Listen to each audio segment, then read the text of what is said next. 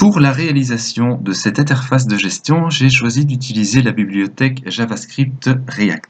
Je trouve React très intéressant parce qu'il va nous permettre de décomposer en plusieurs éléments notre page ou notre application web. Ces éléments s'appellent des components, donc des composants. Ici, pour cette application, j'en ai 3. Donc j'ai une barre de recherche qui est un composant. J'ai notre liste ici, qui est un deuxième composant. Et le troisième composant, c'est notre formulaire qui va nous permettre de pouvoir ajouter ou de modifier un utilisateur.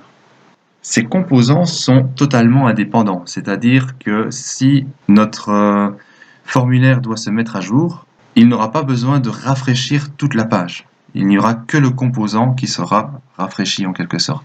Et chaque composant pourront communiquer entre eux.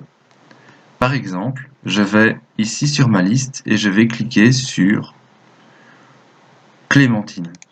On voit que le composant liste a communiqué avec notre formulaire et donc il a mis à jour le formulaire et il n'y a que ce formulaire qui s'est mis à jour sans devoir rafraîchir toute la page.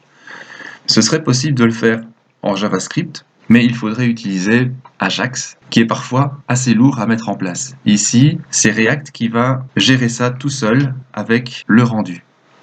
Donc cette interface va me permettre de lister tous les utilisateurs qui se sont enregistrés par exemple sur mon site, mais aussi de pouvoir ajouter, modifier ou supprimer également un utilisateur. Donc ça, c'est le principe du CRUD.